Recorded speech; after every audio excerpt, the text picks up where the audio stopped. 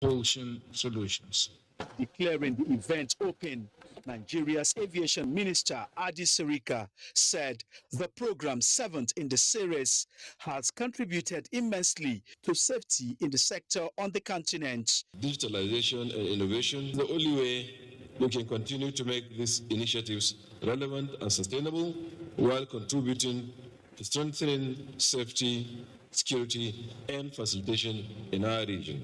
Several memoranda of understanding that will strengthen aviation training and information sharing in Africa were signed at the forum. It's important for this collaboration and coordination between African countries to really help each other cover where we have gaps or deficiencies in our system. Comprehensive regional implementation plan for aviation safety in Africa is one of the outcomes of the collaboration. Adebola Brookslyn, NTA News. Now, the federal government has inaugurated a 12-man interministerial committee to organize activities for the 2022 Democracy Day celebration on June 12. Correspondent Mitari Ben reports that this year's Democracy Day celebration will be the last to be organized by the Buhari administration. It is 4 years since the Buhari administration initiated a change of date for Democracy Day from 29th of May to 12th of June in a bid to redress the annulment of the June 12, 1993 general elections. However, observance of Democracy Day since then has been bereft of celebration, especially due to the COVID-19 pandemic.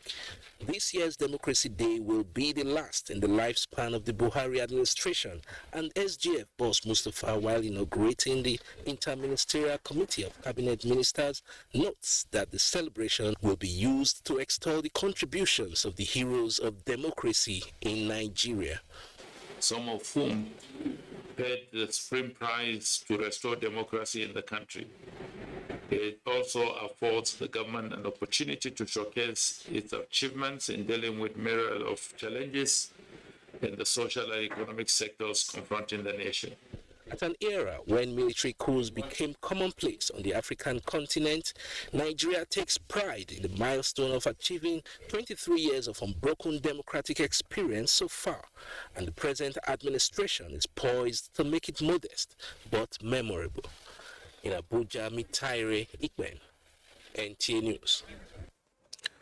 Let's talk education, as the West Africa Examination Council, WAEC, has commenced the 2022 Senior Secondary School Certificate Examinations. Olayinka Joe has the tuition report. For 6 years, these students have waited for this day. A day they will be sitting for their senior secondary examination. And the day is finally here. On the first day of the examination, which started with practicals in animal husbandry, as well as painting and decoration, the examination was expected to commence at 9:30 a.m., but did not at Government Secondary School, Tudunwada.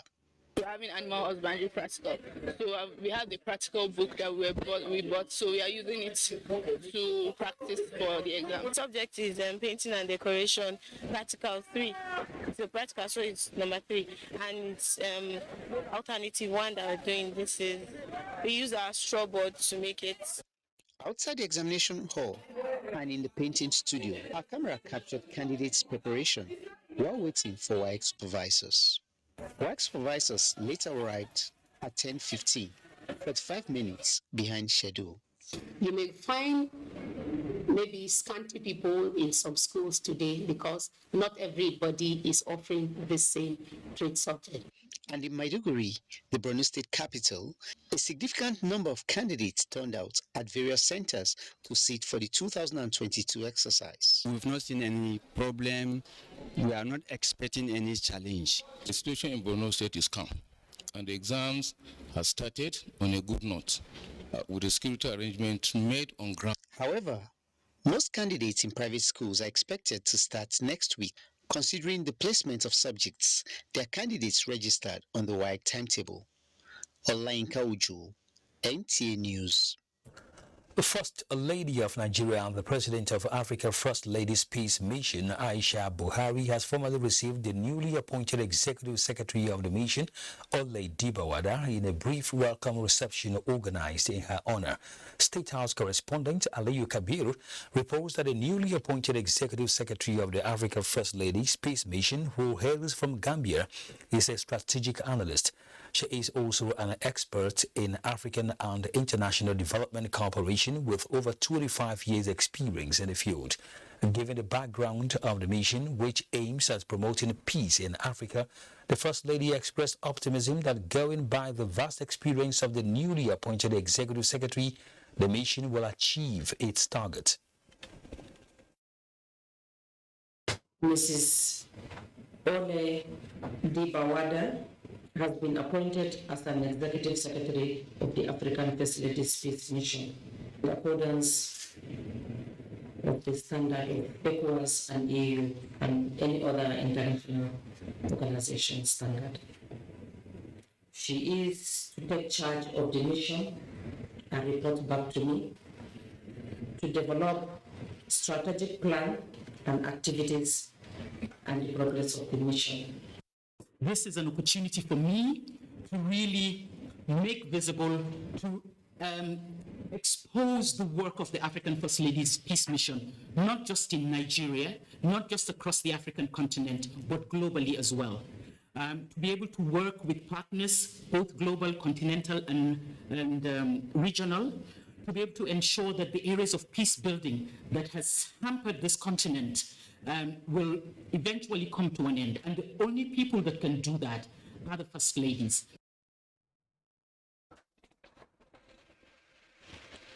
In the related developments, the First Lady has also met with the contractors handling the construction of the Secretariat of the Mission's headquarters in Abuja, led by the operation manager of the company, Chade Jawish. Jawish and members of his team were at the State House to update the First Lady on the progress of the work. The First Lady commended their efforts and the commitment they put in handling the project. Education of the girl child is instrumental to achieving the Sustainable Development Goals number 5 on gender equality. This is the submission of Minister of Women Affairs, Pauline Talin, alongside technocrats in promoting gender mainstreaming to fast-track economic and national development. Ngozi Teknikio reports. It was against uncommon norm that Sarma's father saw through her education, resulting to her being a medical doctor, a right most girls are being denied of. Today, Sarma steps in confidently among female elites, such as the Minister of Women Affairs, Pauline Talin, and others, to condemn all forms of gender bias and discrimination against women. There is no way Nigeria can make a meaningful development without addressing the gaps in equity. Girls must go to school. It's a right, and it must be free. But when we treat our children and give special preference to the boy child, that he is the boss, he is the head of the house, he shouldn't wash plates, he shouldn't cook, then that is the problem. I'm very happy to say that the world is paying attention to the rights of girls and women. As the polity gets heated up for the 2023 general elections, the voices of women gets louder to drum support for more women in elective and appointed positions. I'm honored to lead an organization that supports the government and complements local efforts to galvanize action for gender equality and women's empowerment in Nigeria. It is to advance the conversation on how we can support the increase of women and girls agency. Just like Sarma and her likes, advocacy for access to education of all gender will put women and girls at equal pedestal in promoting national development. In Abuja, Ngozi Teknikio, NTA News. President Muhammadu Buhari joins leaders and members of the All Progressives Congress, APC, to celebrate with party stalwart and grassroots mobilizer Hannah Ebo on her 90th birthday, May 17, 2022. Rejoicing with Mrs. Ebo, whose strength, wisdom and courage continue to stand out, President Buhari felicitates with her family members, friends and associates especially the Catholic Church, where she served and received awards as three-time president of Catholic Women's Organization (CWO) at both parish and archdiocesan levels. While she remains a Lady of the Knights of St. Mulumba and former president of two councils, the president notes the noble career of the party stalwart as a nurse and leadership qualities that improved the livelihood of many. The president praised for the good health of the matriarch. You're watching the NTA Network News. Time for a break. More news when Network News returns. Do stay with us. Welcome back as we go to the judiciary, where the Chief Justice of Nigeria, Ibrahim Taiko Mohammed, has advised judicial officers of the country to resist pressure by litigants to compromise their judicial decisions, particularly now that politicking is taking center stage. He said this at an induction course organized for some recently appointed judges in the country. Olabode Arewa reports. Gathered in this hall at the National Judicial Institute are new judges to man federal and state high courts, customary courts, industrial courts, as well as grand caddies who are to man the Sharia courts. Their mission is to learn at the feet of experienced judicial officers on the do's and don'ts of their office as those who will tip the scale of justice when litigants approach their courts. As ministers in the Temple of Justice, the need for you to imbibe judicial values cannot be overemphasized. Your job as judicial officer is quite tasking and demanding. It involves long working hours. As such, it will hold on you to strike a balance in handling your day-to-day activities. The Chief Justice of Nigeria did not mince words on what the nation expects from them.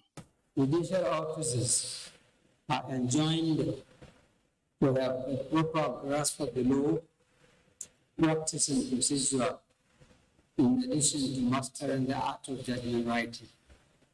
During the 3-day training, new skills in legal research, ICT, and mediation, among other procedures, will be inculcated in the participants.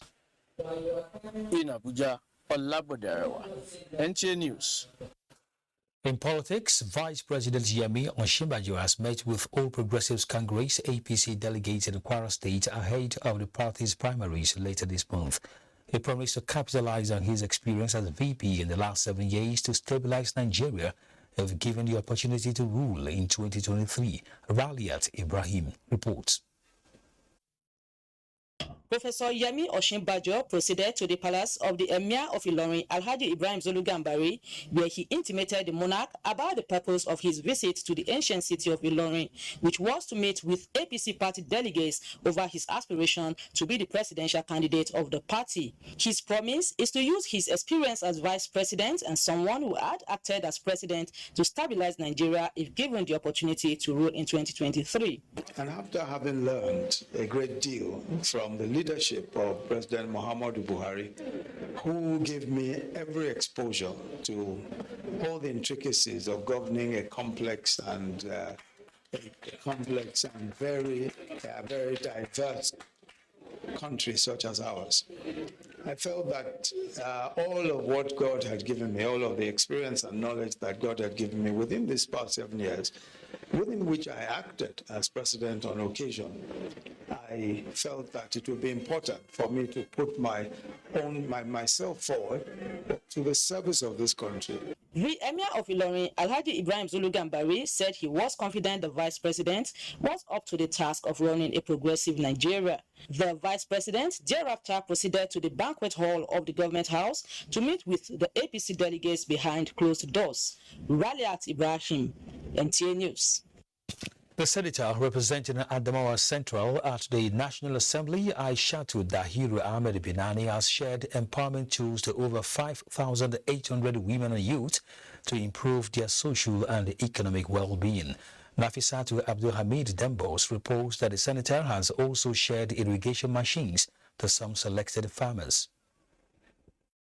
The items shared include 1,676 sewing machines, 568 deep freezers, 392 laptops, 120 handset repairing tools, 212 desktop computers, 78 floor and wall tiles cutting machines, and accessories, among other tools for mechanical and electrical jobs. Senator Binani assured that more empowerment programs are on ground and called on the 5,889 beneficiaries to make good use of the items for their social and economic development. In doing this, people will no longer be idle, as it is often said, an idle mind is the devil workshop. The gesture, according to the beneficiaries and other Binani support groups, is in line with APC party manifesto, which emphasized provision of gainful employment to the citizenry, as well as encouraging women and youth to be self-employed for the growth of the nation's economy. I've never seen this kind of assistance or empowerment being given by whosoever been elected in the office. I try to educate them not to sell all those things. Let them make use of it. It will help in enhancing my socio-economic well-being. We appreciate the gesture and we are Equally, water pump machines and jector sprayers were also shared to some selected farmers to boost agriculture in the zone. In Yola, Nafisatu Abdulhamid Dembos, NTA News.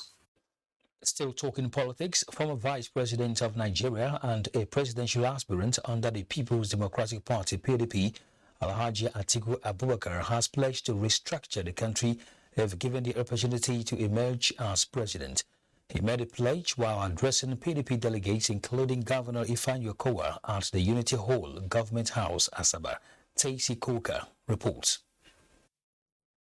The former vice president outlined other areas he would focus attention on: insecurity, economy, and education, if given the opportunity to serve the nation. He believes the country needs an experienced hand to navigate through. He thanked delegates from Delta State for the support given to him at the Port Harcourt Convention in 2019 and urged them to replicate same this time around.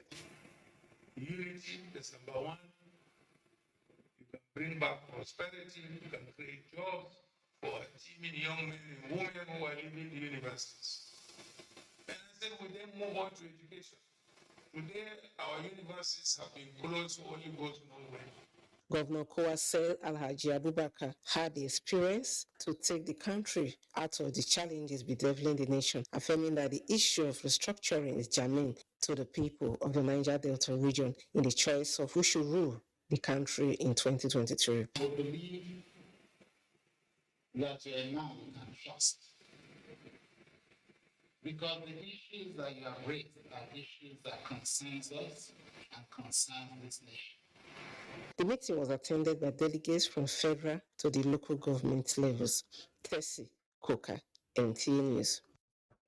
In the meantime, the People's Democratic Party presidential aspirant and governor of Akwa Ibom State, Udom Emmanuel, says inclusiveness and economic development remained his focus to ensuring better life for Nigerians if he secures the mandate in 2023 general elections. He said this while interacting with the leadership of the party in Katsina State. Awal Haliru reports. Governor Udom Emmanuel and the presidential aspirant alongside campaign team were at the Katsina State PDP Secretariat for consultation with delegates and other stakeholders. The essence is to seek their support for his aspiration to be the PDP presidential candidate in the forthcoming primary election of the party.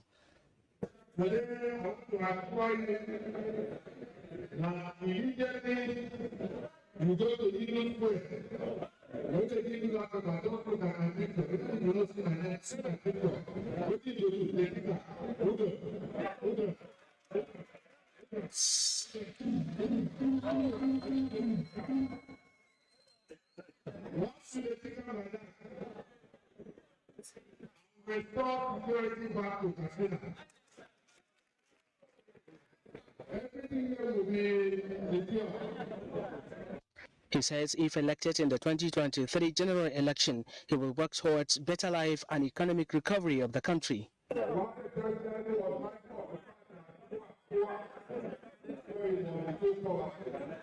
The Director General Udom Emmanuel Campaign Council, retired Colonel Habibu Shaibu, the former military administrator of Plateau and Niger State, described the presidential aspirant as industrialist capable of transforming the country.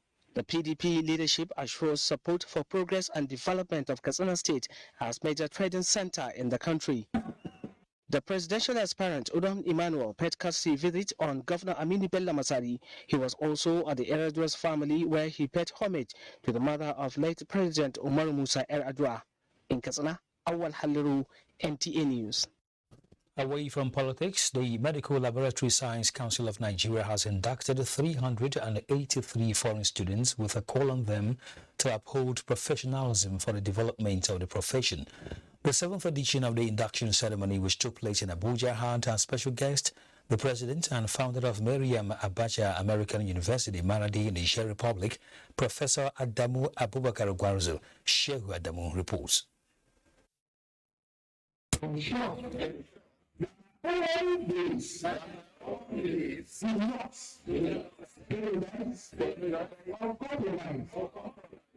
The 383 inducted medical laboratory science students are Nigerians who graduated from different universities across the world, with Maryam Abacha American University, Maradi, Niger Republic, accounting for 50% of the total number.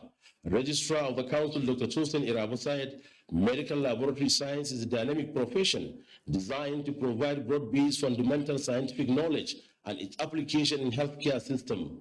Dr. Tosin Irabu explained that the discipline exposed the inducted graduates to the application of medical laboratory science in among key areas of medicine.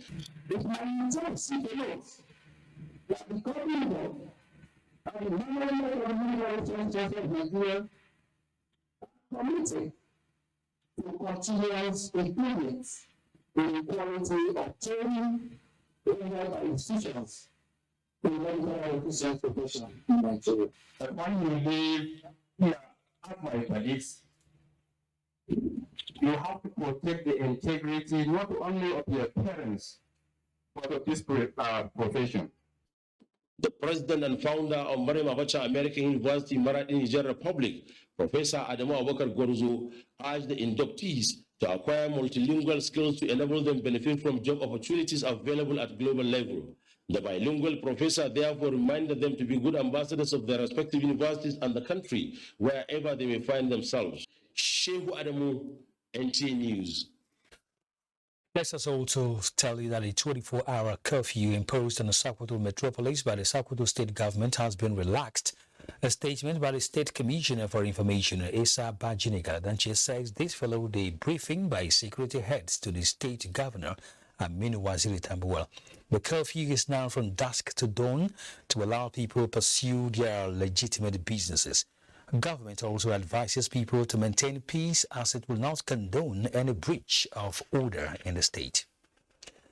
It's time now to join Michael in Lagos. Hello, Michael.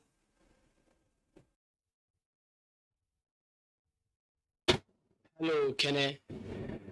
Request by Nigeria to reclaim its rightful position as the hub of maritime sea trade in West and Central Africa is inducing a vital platform for the establishment of more deep-sea ports and the revitalization of existing ones. As a follow-up to the success story of the Lekki deep-sea port, more ports are coming on stream with digitization key in the next phase. Having experienced the diversion of its huge volume of cargoes to other countries in the past, Nigeria is more interested in changing the tide with the establishment of more deep-sea ports, while the rehabilitation of existing ones is key in this mandate. With Lekki deep-sea ports almost a done deal and will be operational before the end of the year, more like Badagry deep-sea ports, Ibon and another in Boni are coming on board. But since we came, it's one of the major challenges. The managing director of MPA says since the goal of any port is to facilitate trade, this initiative will have direct influence on cargo turnover time and the ease of doing business in Nigeria. The proponents of Badagry are very serious, probably seeing the competition that Lekki is going to bring. And the OBC has been concluded. You all read that the FBC has been submitted. It's just for it to go to FEC for approval. and then construction of the Badagry deep sea port will begin. The one for Boni, a location has been found, and it has a natural draft of 17.5 meters, which is quite amazing. One lesson derivable from the Lekki deep sea port is the automation of processes, and this will be the direction for all ports in the country, as a deadline of 2025 has been set aside for digitization of operations. As a starting point, a port community system platform will be deployed to serve as a central coordinating unit. It doesn't take away the e-customs and what have you, and that's why we're able to get stakeholders to buy into it. We have been trying to deploy VTS for probably 10 years ahead. You should be able to have visibility without seeing the ship. And it will be a tremendous achievement, and I believe that we would achieve it. Based on the volume of trade expected around the Lekki axis once the deep sea ports become operational, the managing director of NPA assured that work will soon commence on the access route and other link routes around the corridor. Academic activities at Yaba College of Technology, Lagos, have been completely shut down following a 2-week definite strike embarked upon by members of the Academic Staff Union of Polytechnics. Adini Taiwo monitored the situation on the campus and filing these reports. Non-resumption of academic activities originally scheduled for Monday, 16th May, for full-time students of Yaba College of Technology who have been on break is the first casualty of the industrial action embarked upon by members of ASUP in the institution. There was a lull in activities on the campus, which was near deserted, but for part-time and new students who were seen busy processing their admission into the institution. Adebiyi and Oyekon just got admitted for higher national diploma programs. They are worried about the impact of the strike on their studies. The students are supposed to spend like maybe 2 years in HND now, because I wanted to do my HND now. So 2 weeks have already gone out of it. So it's really affecting us. I feel like it did not affect part-time because we have a short time to cover up things. I want ASUP to please and everybody involved to come to a resolution just for the students.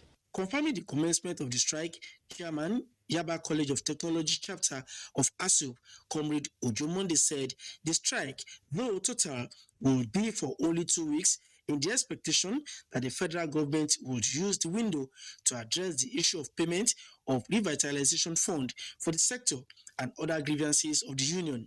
The non-release of the minimum wage arrears, the 10 months, and then the appointment of unqualified rectors into 5 institutions, although the union is in court on that. And then the discriminate implementation of the Polytechnic Act 2019 as amended. Part-time is supposed to be like an independent program. I don't know why they included part-time, and we will still probably need to ask them why. ASUP had in June 10, 2021, suspended its 61-day strike following a memorandum of action signed with the federal government. In Lagos, Adeni Itaiwo, NTA News. Do not forget to follow this news broadcast live on our website at nta.ng/live and on our other social media handles displayed on your screen for updates. Time for some messages. The news continues shortly. Please stay. Thank you for staying with us. Operatives of the Economic and Financial Crimes Commission, EFCC, have arrested the Accountant General of the Federation, Ahmed Idris, in connection with diversion of funds and money laundering activities to the tune of 80 billion naira. A statement from the EFCC says verified intelligence showed that the AGF raked off the funds through bogus consultancies and other illegal activities using proxies, family members and close associates. The funds were said to have been laundered through real estate investments in Kano and Abuja. Up next is business news with Musa Abubakar. Thank you, Kene. Reaction continued to trail the recent Economic Commission for Africa new economic report on the disruptions caused by COVID-19 pandemic. Minister of Finance, Budget and National Planning Zainab Ahmed said the federal government will continue to introduce programs that will drive economic recovery and reduce poverty. President Muhammad Buhari made a commitment and tasked all of us to take 100 million Nigerians out of poverty over a 10-year period, and that is to save at least 10 million people per annum. And if you notice from the implementation of the economic sustainability plan that helped us to stabilize the economy, a lot of jobs were created. A lot of micro, small, medium enterprises were supported so that they can retain staff and not lose jobs. So we continue to work to advance expansion of agriculture, support micro, small, medium enterprises to create more jobs, because that's the way to increase productivity and to reduce poverty. The ECA report said the pandemic has pushed an estimated 55 million Africans into extreme poverty in 2020 and reversed more than 2 decades of poverty reduction. As part of activities marking this year's Open Government Partnership in Nigeria, the Nigerian Extractive Industries Transparency Initiative (NIT) is partnering other stakeholders in the Open Government Initiative to promote fiscal transparency, public expenditure management in terms of transparency in the business of governance. The Economic and Financial Crimes Commission, the NFIU, on implementation of findings and recommendations in a report that will help us to deepen open government, honesty, trust, and avenues to build public support to what the government is doing in the anti-corruption space. The bar has been raised, so we can no longer bring it down. But I must say that it's my pleasure to receive this award on behalf of His Excellency, the President of the Federal Republic, because he is the initiator of OGP. Nigeria won the OGP Global Award in South Korea in recognition of the contributions of the public and private sectors in deepening the OGP initiative. And now the capital market is a negative start on the Nigerian stock market as the NGX All-Share Index depreciated by 0.29% at 52,944.09 index points. Market capitalization dropped to 28.5 trillion naira. 374.1 million shares were traded by investors in 6,854 deals, valued at 4.9 billion naira. Transcorp, Jais Bank, and Axis Holding PLC dominate the activity chart. Now that's business news. It's back to you. Thanks very much, Musa.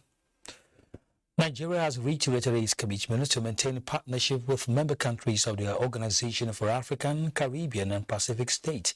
The Secretary General, George Chikoti, who is in Nigeria to deepen cooperation, described the engagement with the Vice President, Yemi Osinbajo, and some government officials as timely. Galabat Natahala reports.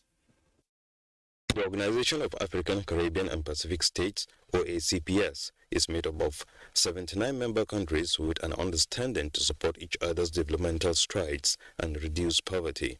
Nigeria, with a population advantage both at home and abroad, is seen as a strategic partner in the Union. Nigeria has also brought a lot to the organization's progressive table over the years. One of the things that fascinates the visiting Secretary General, George Chikoti, is Nigeria's national planning process, which he describes as all-inclusive, allowing for continuity. In the areas of technical assistance, Nigeria provides a lot of support to a number of countries. Nigeria has done quite a lot in terms of its own social development, economic development. That's something that I learned. That you have produced the quality of people you need over years, and you've integrated them into your own development system. Level to showcase what we are doing in terms of South-South cooperation. There could be a summit or maybe a conference next year. That's also a partnership between the Diaspora Commission and the OSCPS. So that's an opportunity to deepen the relations. The organization is renewing its agreement with the European Union, and $29.1 billion has been made available for 48 member countries. In Abuja, Garbanatala, NTA News.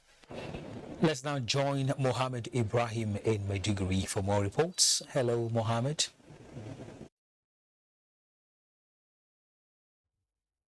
Thank you, Kenen. Islamic religious leaders across Borno have been cautioned to always preach peace and ensure authenticity of any information from the social media before taking any course of decent action.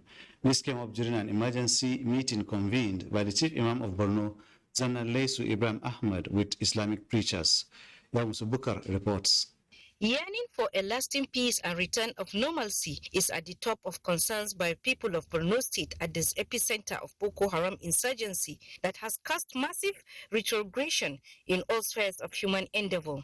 Considering recent happenings across the country, the Chief Imam of Borno, Zanalesu Ibrahim Ahmed, summoned an emergency meeting with Islamic preachers, a proactive measure to foster acts capable of bringing disunity and breakdown of the relative peace being enjoyed. The Chief Imam reminded the religious leaders on commitment by the Governor Zulum administration towards peace building. We call the attention of all the ulamas of Borno to disregard all the information media. So, and also I advise them to be calm and to pray for the nation to get peace in all the federation. The meeting by Zanalesu Ibrahim Ahmed was also a step down following an emergency peace dialogue held with security formations and other critical stakeholders in Borno on need to preach peace and unite the country. Meanwhile, Borno State Police Command has put in place security measures to prevent breach of law and order. Security agents remain focused and equally remain on their toes to ensuring peace and stability reign in Borno State. Commissioner of Police Abdul Umar had also confirmed that an improvised explosive device was discovered concealed in a plastic bucket at Dalori 1 IDP's camp Maiduguri, which was disposed by the command's EOD unit. In Maiduguri, Yagum Subukar, NTA News. Food production at the grassroots is key to restoration of civil authority and governance in local government areas affected by the conflict as normalcy continued to take root in resettled and secured communities. This was part of submissions by Group 7 participants of Senior Executive Course 44 of the National Institute of Policy and Strategic Studies, NIPS Kuru, during study tour of Bama and Kodunga local government areas of Borno State that suffered a lot from the insurgency. The report. The theme of the NIPS Senior Executive Course 44 study is strengthening local governance, which necessitated this visit to the Palace of Shehu of Bama as first port of call to get first-hand information on challenges, options, and opportunities.